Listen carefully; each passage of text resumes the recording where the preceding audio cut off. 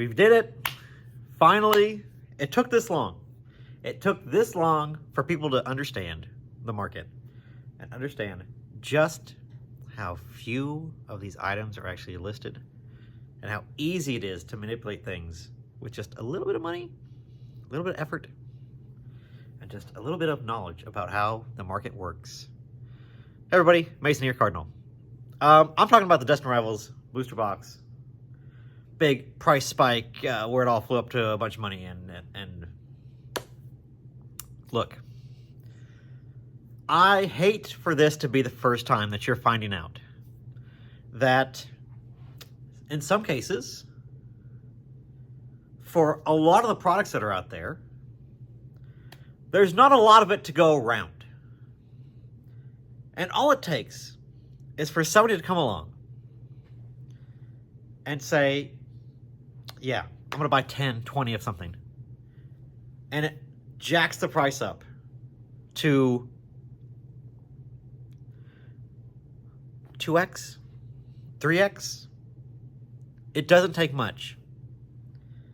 People ask me all the time, Mason, how does this card go to where it's at when 2 years ago it was a fifth of the price, a tenth of the price? How does it 10x like this?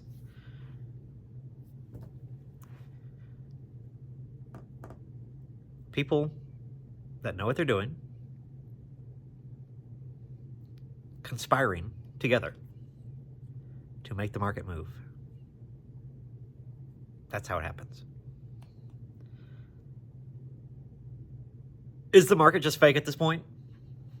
It could be. Is there just people just batting things around now because they think it's funny? Or they can go and spike a card because they think it's cool. The Art Rare Drowsy spiked in price randomly. For what? Somebody said so? PokeRev makes a video about the Alt-Art Aerodactyl. Shoots up in price. And has never came back down since.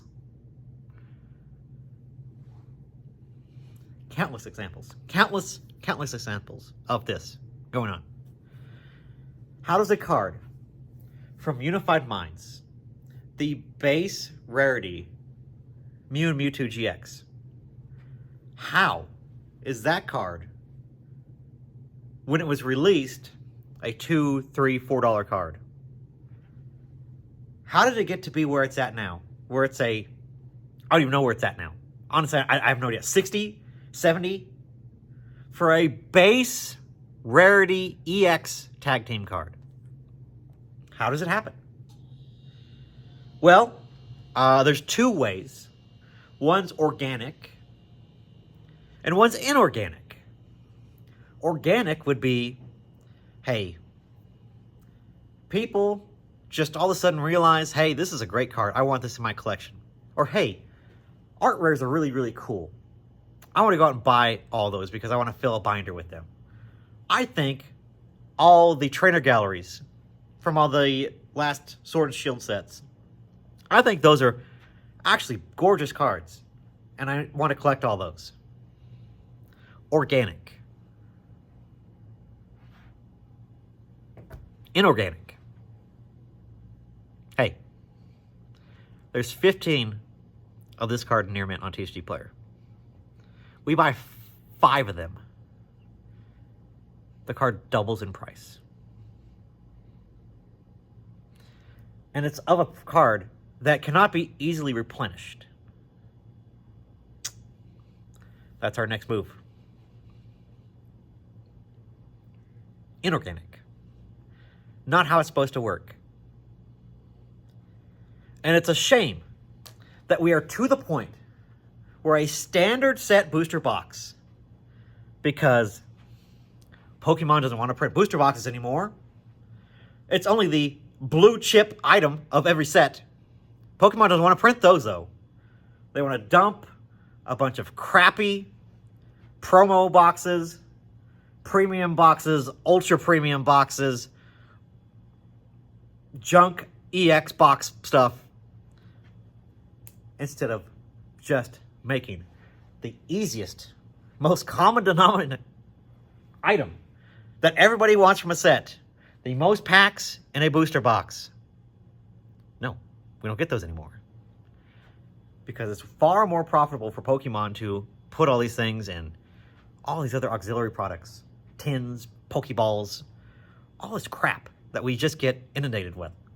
That when I receive them, all I do is break them down for the packs. It doesn't do them any good, other than they're just like gouging me because they don't want to give me a booster box. They're going to give me a bunch of BS products that I have to break down to get the end result that people actually want. Nobody wants these big giant boxes with all these packs and all this other plastic garbage junk. They do that because in big box stores, that looks great on shelves. And if they don't use up that space, they lose that space in Walmart's, Targets, Costco's, Sam's Clubs, all those places. If they don't use the space, they lose the space. So they make these big giant boxes. And especially now, because there's nothing else to put on them, because they don't have any product, that they make these big giant boxes to fill these spaces. The big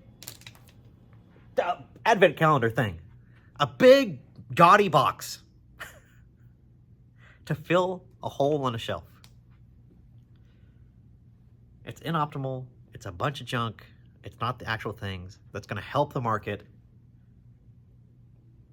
recover from where we're at. It's just a bunch of junk. And that's what they want to pump. And that's the products they put out. So yes, you can have something like the last standard booster box get pumped and dumped on a major market platform because that product doesn't exist. There's no more of it out. And all the product that did get put out, it's a great product. So it all got ripped and opened and used for packs.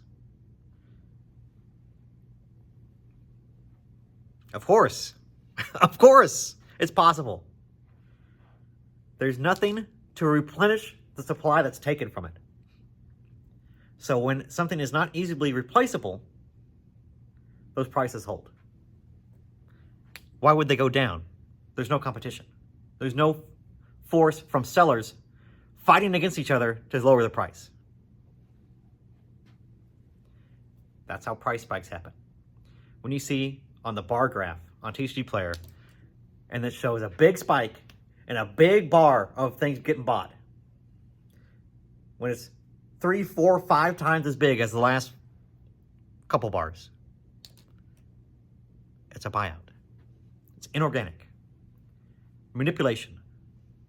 And it's rampant in every product right now.